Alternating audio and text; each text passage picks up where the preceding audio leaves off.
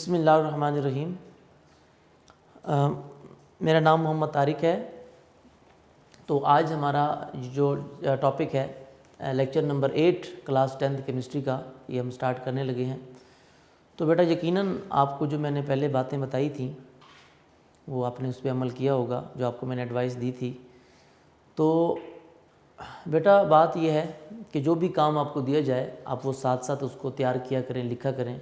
Specially मैंने आपको कहा था ये चैप्टर हमारा, तो इस चैप्टर में क्योंकि ज़रूरत होती है साथ साथ रिएक्शंस की, इक्वेशंस की, तो वो किया करें आप। तो उसके साथ बेटा आपको ज़रूरी नहीं कि माँ बाप कहें कि बेटा बैठ के पढ़ो, याद करो, इसको लिखो। बेटा आपको खुद मतलब इतना शौक़ होना चाहिए, जैसे ही टाइम हो लेक्चर का आप फ़ौरन पढ़ने के लिए बैठ जाया करें। जब आप खुद पढ़ने के लिए बेटा बैठ जाया करेंगे तो यकीनन आपके माँ बाप आप पे खुश होंगे, और जब माँ बाप खुश हो जाएंगे कि हमारे बच्चे बैठ के खुद ही पढ़ रहे हैं, हमें कहना नहीं पड़ता, तो जब माँ बाप खुश होते हैं तो यकीनन अल्लाह ताला की ज़ात खुश होती है। और जब अल्लाह ताला की ज़ात खुश होती है आप पे, तो बेटा दुनिया की कोई भी ताकत आपको कामयाबी से रोक नहीं सकती, ठीक है। और अगर आप अपने माँ बाप की बात नहीं मानेंगे, उनको इरिटेट करेंगे, नाफरमानी करेंगे, माँ बाप नाराज़ हो जाएंगे, माँ बाप का दिल दुखेगा, आपसे खुश नहीं होंगे, तो बेटा यकीनन अल्लाह ताला की ज़ात भी नाराज़ हो जाएगी। जब अल्लाह ताला नाराज़ हो जाएगा आपसे, तो फिर कैसे कामयाबी मिलेगी? फिर तो कामयाबी नामुमकिन है। तो इसलिए अपने माँ बाप का ख्याल भी रखा करें और उनकी हर बात भी माना करें और स्टडी पे फोकस किया करें, ठीक है। आज बेटा हमारा जो टॉपिक है टेक्स्ट बुक का पेज नंबर 27,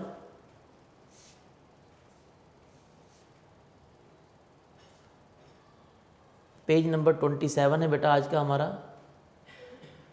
बेटा जब भी आप केमिस्ट्री का लेक्चर लिया करें तो टेक्स्ट बुक एक तो अपने सामने रखा करें, टेक्स्ट बुक सामने रखा करें। उसके बाद आपके पास पेन भी होना चाहिए और रजिस्टर भी होना चाहिए, क्योंकि जो जो बातें मैं आपको कुछ एक्स्ट्रा बताता हूँ या इजी करके समझाता हूँ उसको साथ साथ आप राइट डाउन किया करें।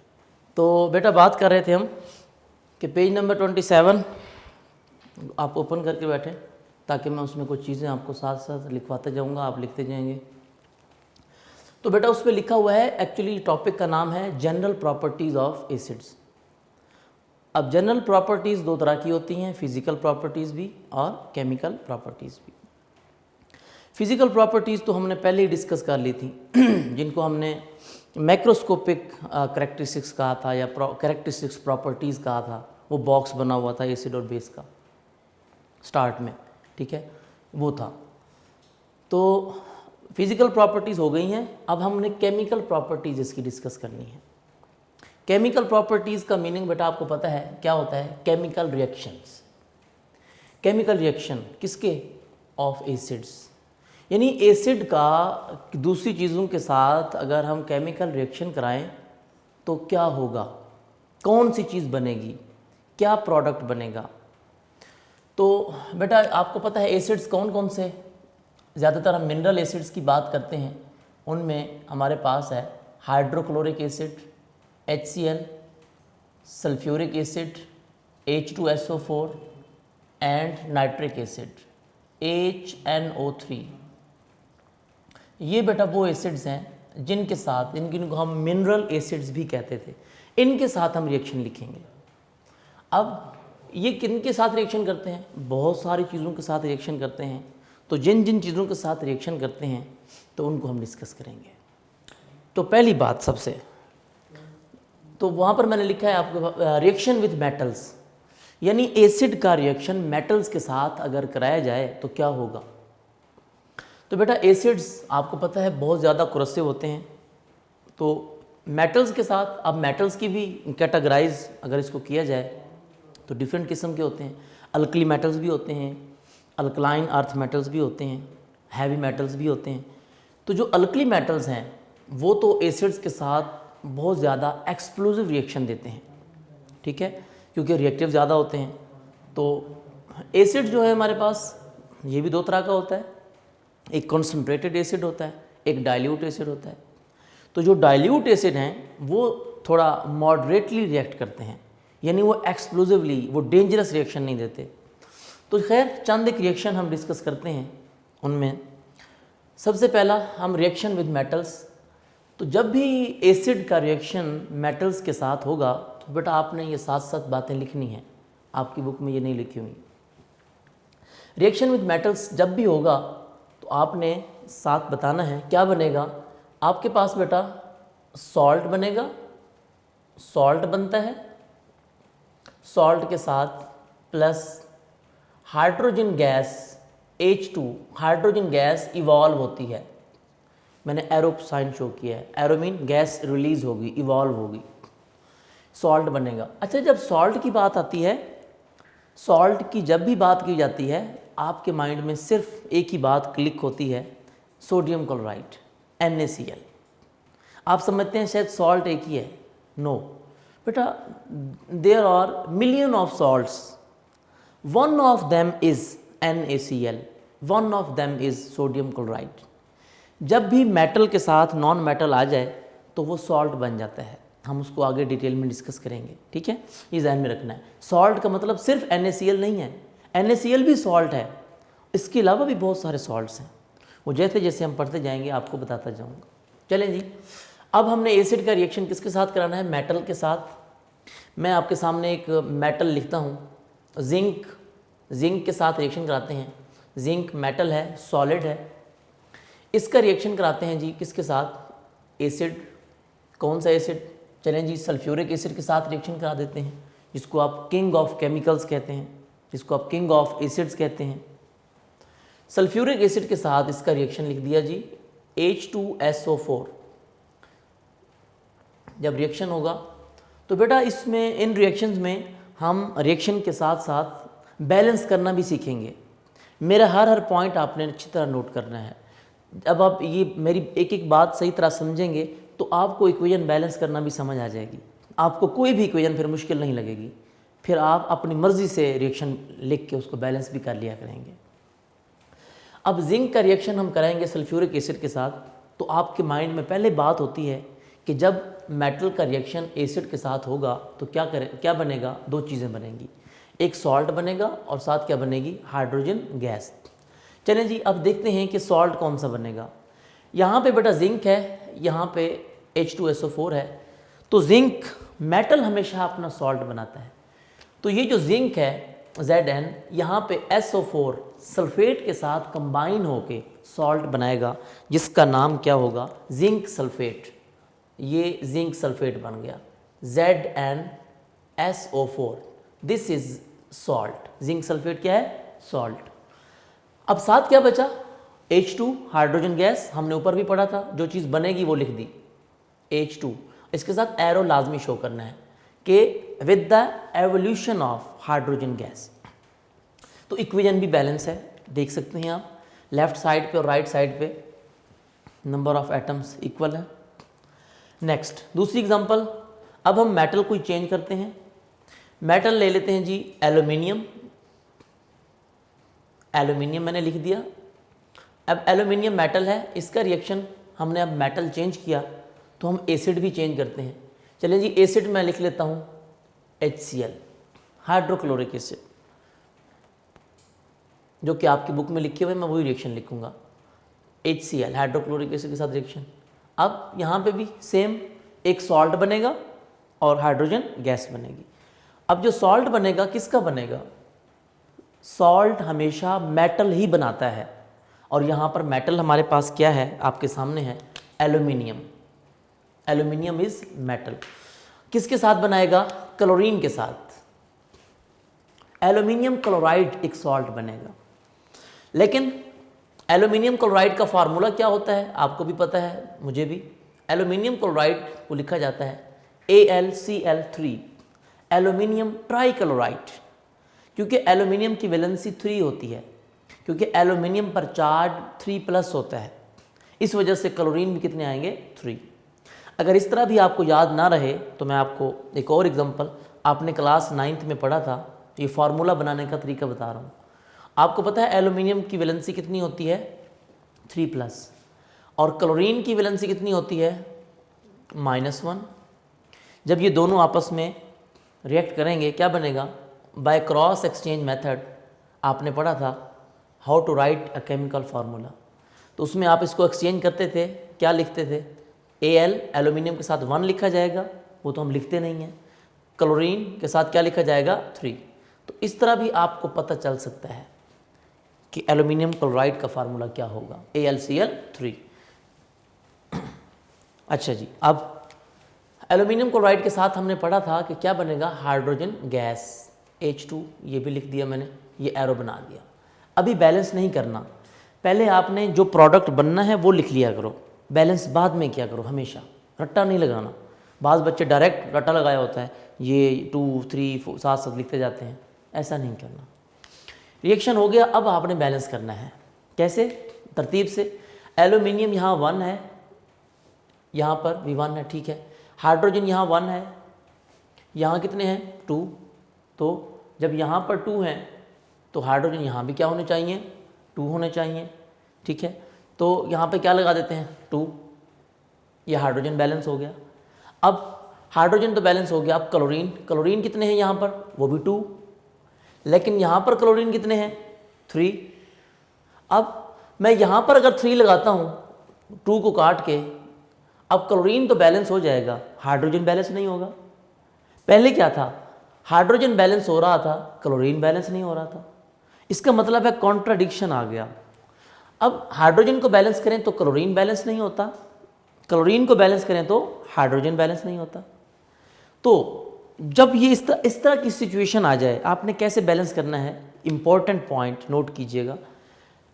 हाइड्रोजन यहाँ 1 है, यहाँ हाइड्रोजन 2 है। क्लोरीन यहाँ 1 है, यहाँ क्लोरीन 3 है।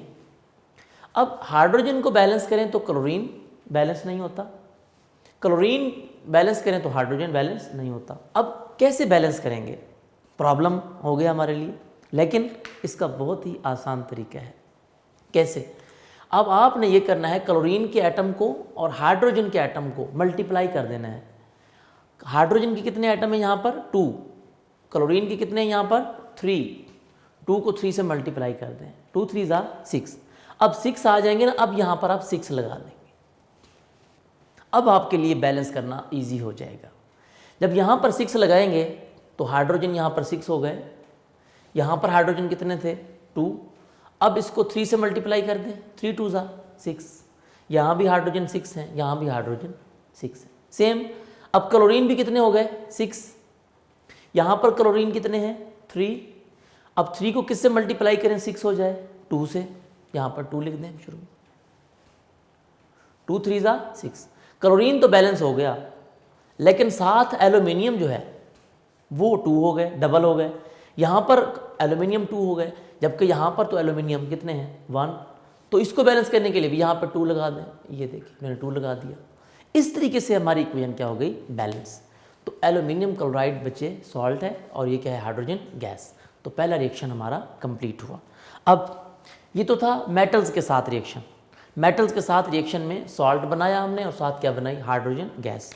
दूसरा किसके साथ रिएक्शन होता है इसका? अब ये बहुत सारी चीज़ों के साथ रिएक्शन करते हैं acids. Reaction with carbonates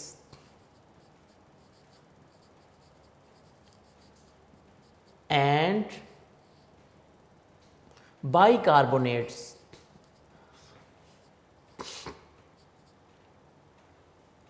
Carbonates and bicarbonates.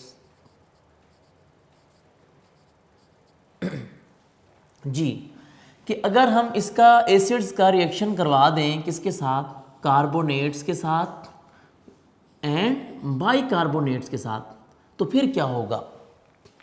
तो बेटा जहन में रखनी है बात, कार्बोनेट्स एंड बाइकार्बोनेट्स। कार्बोनेट्स जैसे नाम से जाहिर है, कोई carbonate, calcium carbonate, magnesium carbonate, sodium carbonate, same. Bicarbonate की भी एग्जांपल हम डिस्कस करेंगे। अगर इन चीज़ों के साथ रिएक्शन हो जाए एसिड का तो क्या बनेगा? जैसे मैंने आपको पहले बताया है, सॉल्ट तो हर रिएक्शन में बनेगा। इसके लिए बेटा क्या क्या चीज़ें बनेंगी वो ब्रैकेट में आपने भी लिखनी है, साथ ब्रैकेट लगा के लिखते जाएं। क्या बनेगा? सॉल्ट बनेगा, सॉल्ट के साथ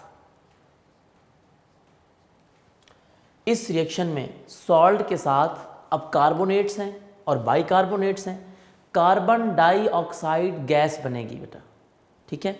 वैसे सॉल्ट के साथ यहाँ पर वाटर भी बनता है, आप लिख लें salt plus water plus carbon dioxide CO2 gas, ये मैंने अब ब्रैकेट में लिख लेंगे ताकि आपको याद रहेगा, ठीक है। इस रिएक्शन में सॉल्ट बनता है, सॉल्ट के साथ वाटर बनता है, वाटर के साथ कौन सी गैस बनती है, कार्बन डाइऑक्साइड गैस इवॉल्व होती है, रिलीज होती है। तो रिएक्शन लिख के देखते हैं क्या वाकई ऐसा होता है या नहीं, देख लेते हैं अभी। तो बेटा कार्बोनेट्स के साथ रिएक्शन कराना है एसिड का। अब कार्बोनेट्स आपके सामने है, कौन सा कार्बोनेट लिखा जाए, ज़्यादातर आप जो कार्बोनेट पढ़ते हैं दैट इज़ कैल्शियम कार्बोनेट, जिसको आप लाइमस्टोन बोलते हैं। तो कार्बोनेट, पहले हम कार्बोनेट के साथ रिएक्शन लिखेंगे, फिर हम बाइकार्बोनेट के साथ रिएक्शन लिखेंगे, ठीक है। तो पहले मैं लिखता हूँ कार्बोनेट के साथ reaction, CaCO3, this is calcium carbonate. इसके साथ रिएक्शन होगा किसका बेटा, एसिड का।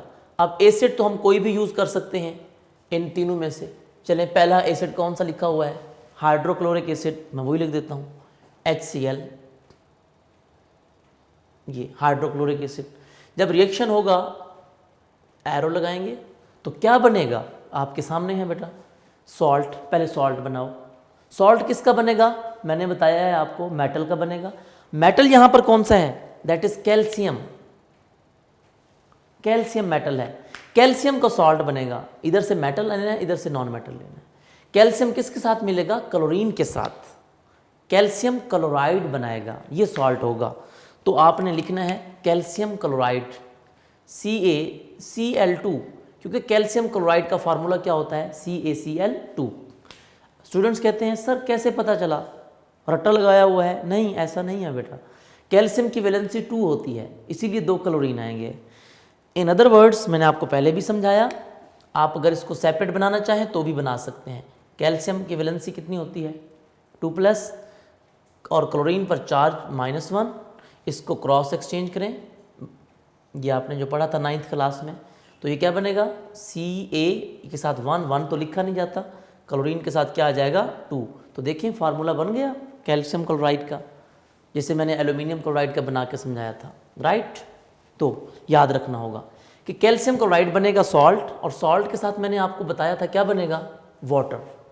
अब वाटर का फार्मूला आपको पता है क्या होता है, H2O प्लस, मैंने आपको साथ इसके एक और बात भी बताई है, कौन सी गैस बनेगी, कार्बन डाइऑक्साइड CO2, वो भी लिख लें साथ। CO2 के साथ आपने क्या बनाना है, एरो, ये एरो शो करना है अपवर्ड डायरेक्शन में कि गैस इवॉल्व होगी। अब ये जो चीज़ बननी थी, प्रोडक्ट बनना था, बना दिया, बैलेंस अभी नहीं किया, बैलेंस अब करना है। बैलेंस करने के लिए भी सेम तरतीब से बेटा, पहले कैल्शियम को देखें, यहाँ कैल्शियम 1 है, यहाँ भी 1 है, बैलेंस। अब उसके बाद कार्बन को देखें, कार्बन यहाँ 1 है, यहाँ भी 1 है, बैलेंस। ऑक्सीजन को देखें 3, 1 and 2, 3, बैलेंस। अब इधर आ जाएं HCl पे, हाइड्रोजन 1 है, इधर देखें हाइड्रोजन कितने हैं 2, फ़ौरन यहाँ पर 2 लगा दें, बैलेंस कर दें, वहाँ पर 2 हो गया। अब जब यहाँ पर हाइड्रोजन बैलेंस कर दिया, आगे चलते हैं। अब क्लोरीन, क्लोरीन कितने हैं यहाँ पर 2, शुरू में 2 लगा हुआ है ना, तो क्लोरीन यहाँ भी कितने हैं 2, तो हमारी इक्वेशन क्या हो गई, बैलेंस। सिर्फ यहाँ 2 लगाने से इक्वेशन क्या हो गई, बैलेंस।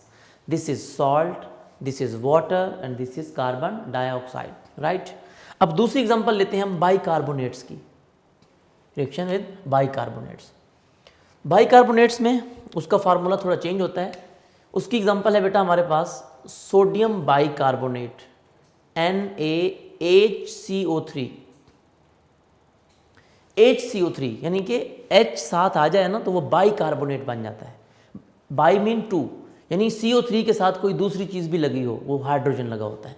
ये कार्बोनेट था ना CO3, यहाँ हाइड्रोजन आ गया तो ये क्या बन गया, बाइकार्बोनेट। इसका नाम हाइड्रोजन कार्बोनेट भी होता है, ठीक है।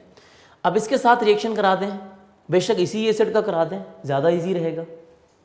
HCl HCl के साथ रिएक्शन करा देंगे तो क्या बनेगा, सेम वही चीज़ बनेगी बेटा, salt, water and carbon dioxide. तो यहाँ पर सॉल्ट किसका बनेगा, सोडियम, क्योंकि मेटल यहाँ पर कौन सा है, सोडियम है। सोडियम इधर से क्या होएगा, क्लोरीन, तो सोडियम क्लोराइड बन जाएगा हमारे पास, सिंपल कॉमन सॉल्ट बन जाएगा NaCl प्लस वाटर के साथ, सॉरी सॉल्ट के साथ क्या बनेगा, वाटर, मैंने आपको पहले बताया हुआ है, H2O, और साथ क्या बनेगा, कार्बन डाइऑक्साइड गैस। ये तो ये इक्वेशन बैलेंस है, आपको बैलेंस करने की ज़रूरत भी नहीं है। कैसे, सोडियम भी बैलेंस है, हाइड्रोजन एक इधर है और एक इधर है, कितने हो गए, 2, यहाँ भी 2, ऑक्सीजन 3 है, यहाँ भी 1 and 2 3, कार्बन 1 है, यहाँ भी 1, और क्लोरीन 1 है, यहाँ भी 1, ये बैलेंस हो गई। उन्होंने क्या किया है, इसके अलावा सोडियम बाइकार्बोनेट का रिएक्शन, NaHCO3 का रिएक्शन एक दूसरे एसिड के साथ यानी सल्फ्यूरिक एसिड से दिया हुआ है, नो प्रॉब्लम, हम वो भी सॉल्व कर लेते हैं। ये देखिए मैं वो भी समझा देता हूँ आपको कैसे लिखना है। सेम वही बात जो मैंने आपको बताई है कि सॉल्ट बनेगा, वाटर बनेगा और कार्बन डाइऑक्साइड गैस बनेगी। अब सॉल्ट कौन सा बनेगा, सोडियम का सॉल्ट बनेगा। सोडियम क्या बनाएगा, सल्फेट बनाएगा। जैसे यहाँ पर जिंक ने अपने सल्फेट बनाए थे, यहाँ पर सोडियम अपने सल्फेट बनाएगा। लेकिन सोडियम सल्फेट का फार्मूला भी पता होना चाहिए ना। सोडियम सल्फेट का फार्मूला कैसे, Na2, Na के साथ 2 आएगा, Na2SO4, Na2SO4, this is sodium sulphate. इसके साथ क्या बनेगा, ये सॉल्ट बन गया, वाटर बनेगा। वाटर का फार्मूला हमें पता है, H2O प्लस कौन सी गैस बनेगी साथ, कार्बन डाइऑक्साइड गैस। ठीक है, अब इसको बैलेंस करते हैं। इसको बैलेंस करना भी इजी, सोडियम यहाँ पर कितने हैं, 1, यहाँ पर कितने हैं, 2। ये फार्मूला भी वैसे बना सकते हैं आप, जैसे मैंने आपको पहले तरीकाकार बताया है। सोडियम यहाँ पर 2 है, यहाँ पर 1 है, यहाँ 2 लगा दें। ठीक है, अब उसके बाद आगे चलते हैं। हाइड्रोजन, सोडियम के बाद क्या आ रहा है, हाइड्रोजन।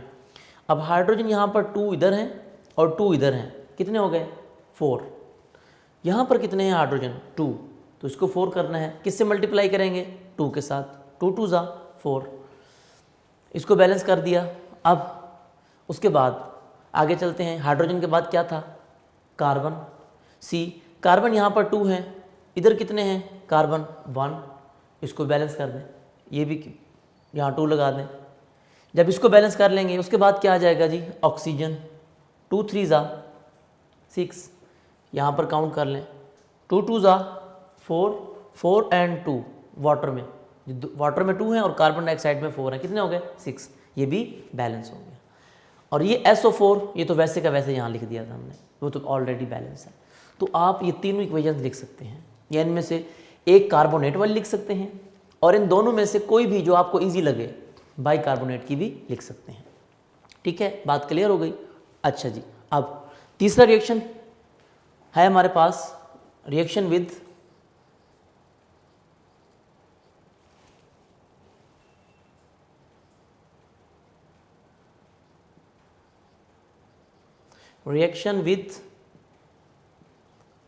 बेसिस।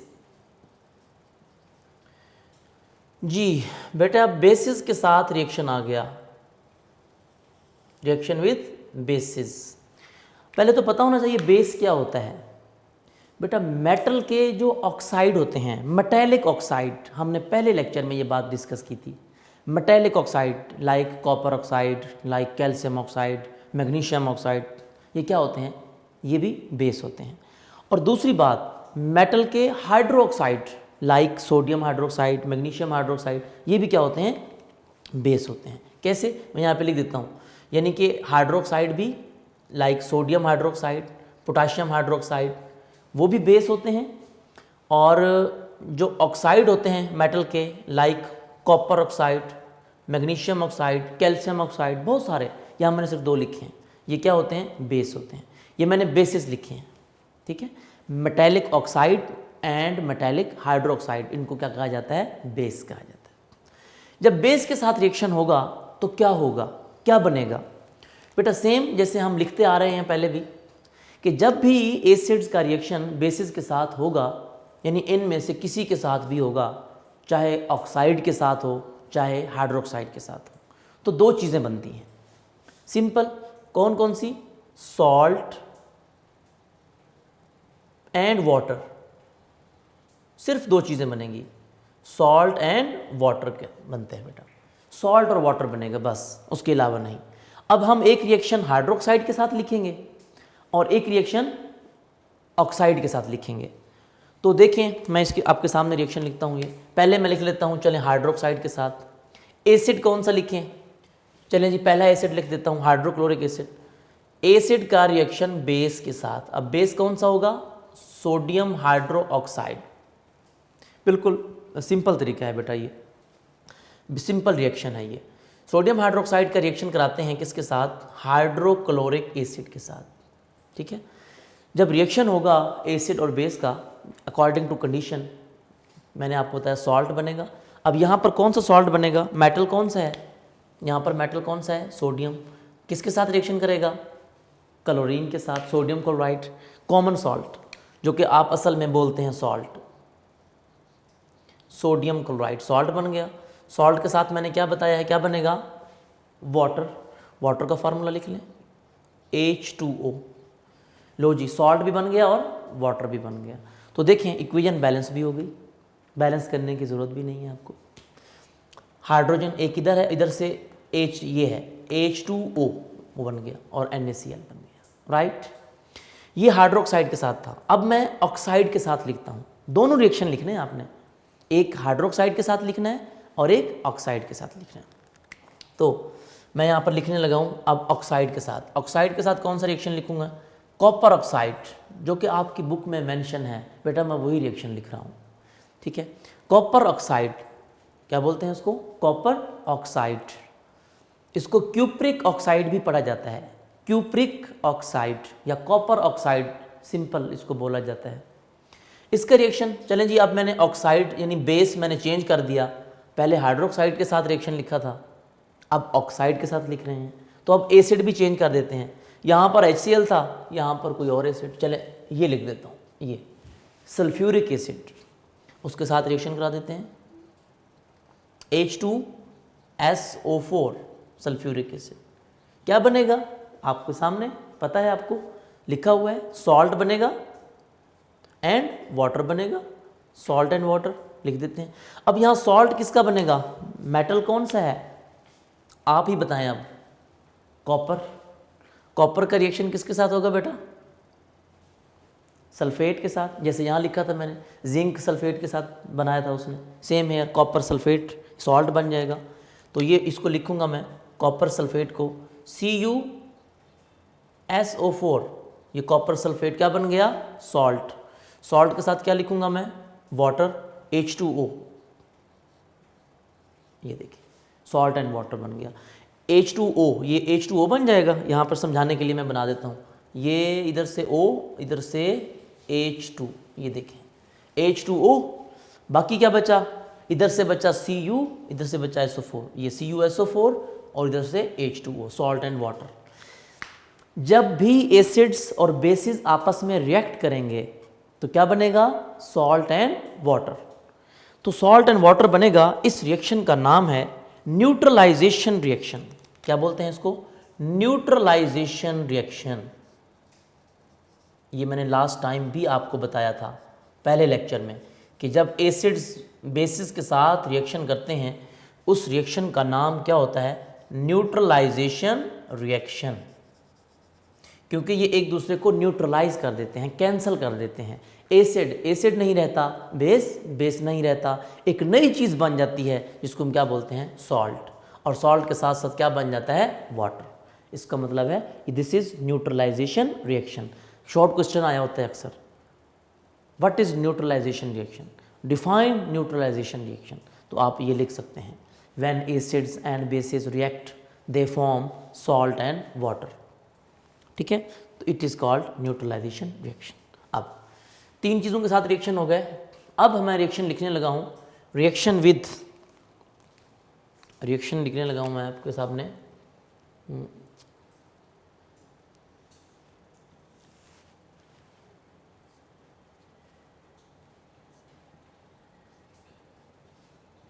जी, अब मैं रिएक्शन बच्चे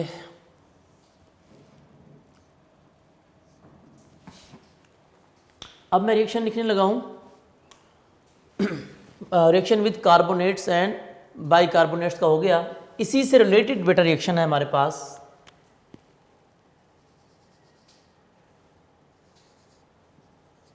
इसी को जो रिएक्शन मैंने आपको समझाया इसी से रिलेटेड है। Reaction with sulphides and bisulphides. Reaction with, मैं बस सिंपल ही लिख रहा हूँ, रिएक्शन विद सल्फाइड्स, यहाँ पर बेटा टी है, डी नहीं लिखना, सल्फाइड नहीं लिखना, गलत हो जाएगा। With sulphides and bisulphides.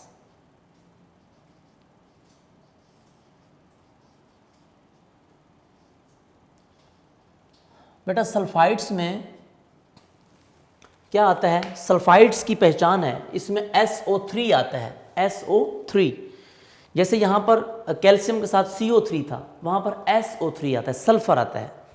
और बाइसल्फाइड्स में क्या आता है, HSO3।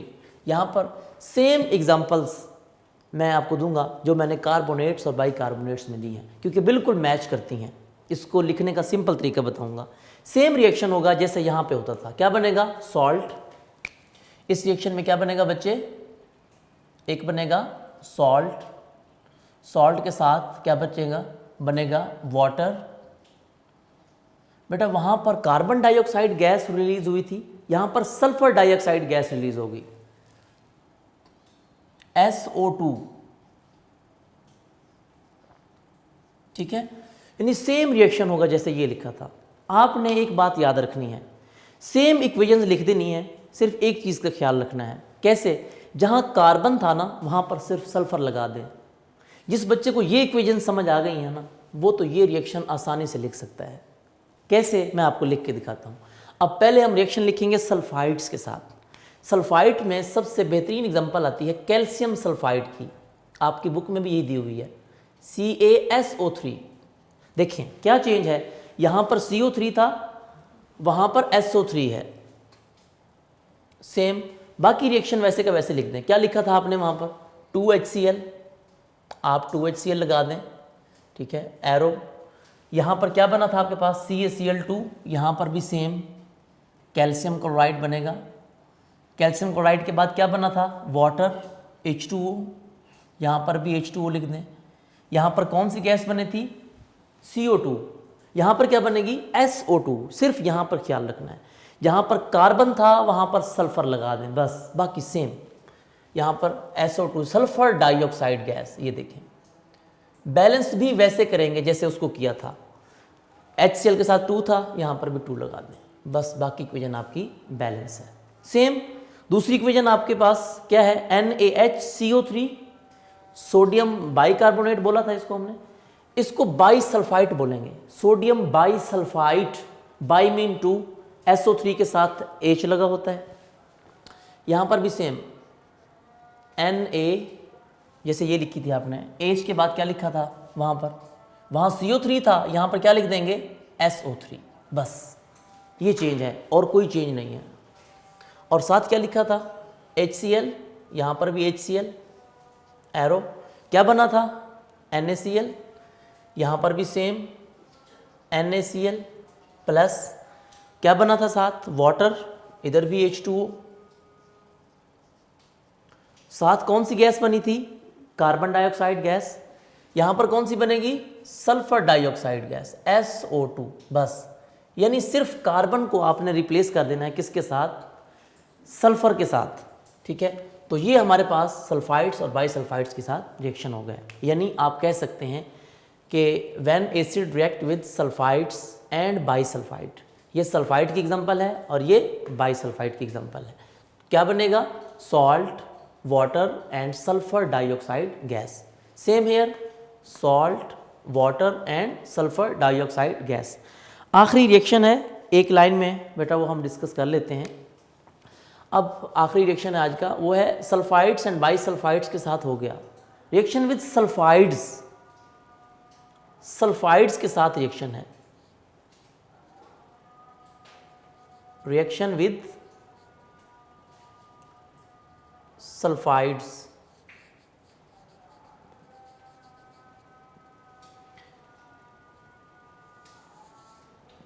बेटा सल्फाइड में और सल्फाइड में फ़र्क है। सल्फाइड में SO3 आता है, चाहे सल्फाइड हो चाहे बाइसल्फाइड हो। बाइसल्फाइड में HSO3 आता है। सल्फाइड में सिर्फ क्या आता है आपके पास, सल्फ़र होता है, सिर्फ सल्फ़र। SO2, SO3, SO4 ये नहीं होते, सिर्फ सल्फ़र होता है। कैसे, जब रिएक्शन होगा तो क्या बनेगा, इसमें सिर्फ दो चीज़ें बनती हैं। एक आपके पास सॉल्ट बनता है, सॉल्ट के साथ एक गैस बनती है जिसका नाम होता है हाइड्रोजन सल्फाइड गैस। ये मैंने एरो बना दिया, H2S इसका नाम होता है, ठीक है, हाइड्रोजन सल्फाइड गैस। रिएक्शन लिखते हैं इसका, सल्फाइड, पहले तो कोई सल्फाइड होना चाहिए, चले मैं लिख देता हूँ। यहाँ पर हमारे पास है ferrous sulphide, FeS, iron sulphide बोलते हैं इसको, FeS, ferrous sulphide, iron sulphide. इसका रिएक्शन लिखते हैं किसके साथ, एसिड के साथ। कौन सा एसिड, चलें जी मैं सल्फ्यूरिक एसिड से करा देता हूँ, जो कि आपके पास लिखा हुआ है H2SO4, सल्फ्यूरिक एसिड के साथ, ठीक है। जब सल्फ्यूरिक एसिड के साथ रिएक्शन होगा किसका, आयरन सल्फाइड का या फेरस सल्फाइड का, क्या बनेगा, सेम सॉल्ट बनेगा और हाइड्रोजन सल्फाइड गैस बनेगी। अब सॉल्ट कौन सा बनेगा, आयरन मेटल है, इधर से SO4, फेरस सल्फेट FeSO4, ये सॉल्ट बनेगा FeSO4 प्लस कौन सी गैस बनेगी, हाइड्रोजन सल्फाइड गैस। क्या फार्मूला होता है, H2S। तो आपके सामने है FeSO4 बन गया, बाकी यहाँ से क्या बचा, इधर से बचा सल्फर, इधर से क्या बचा, हाइड्रोजन। ये समझाने के लिए मैंने इसको बॉक्स में लिख दिया H2S, ये देखें, तो ये हाइड्रोजन सल्फाइड गैस बन जाएगी, ये H2S, ये साथ एरो लाजमी शो करना है। ये हमारे पास फेरस सल्फेट सॉल्ट है और H2S क्या है, हाइड्रोजन सल्फाइड गैस है। तो बेटा ये थे हमारे आज के रिएक्शन। आपको फ़ायदा हुआ इसका कि कार्बोनेट्स और बाइकार्बोनेट्स का रिएक्शन अगर समझ लें तो आपको सल्फाइड्स और बाइसल्फाइड का रिएक्शन खुद ब खुद आ जाएगा। सिर्फ क्या चेंज करना था, कार्बन की जगह सल्फ़र, C की जगह S, सेम C की जगह S, यहाँ भी C की जगह S, कार्बन डाइऑक्साइड की जगह सल्फ़र डाइऑक्साइड। तो ये बेटा आज के हमारे रिएक्शन थे। तो केमिकल प्रॉपर्टीज़ इसकी हमारे पास इतनी ही गिवन है, वो हमने सारी डिस्कस कर ली हैं। तो आपने इन इक्वेशंस की सही तरीके से प्रैक्टिस करनी है, इनको बार बार लिखना है, कम से कम 3 टाइम्स इसको लिखिएगा, प्रैक्टिस कीजिएगा, इसको याद कीजिएगा। वहाँ पर भी डिटेल में लिखा हुआ है, मैंने इजी करके बातें आपको साथ साथ लिखवा दी हैं, ठीक है। तो आपने इसको अब तैयार करना है, इसकी प्रैक्टिस करनी है, इसको तैयार करके लिखिएगा 3 से 4 बार। और अपना ख्याल रखें, घर में रहें। अल्लाह हाफिज़।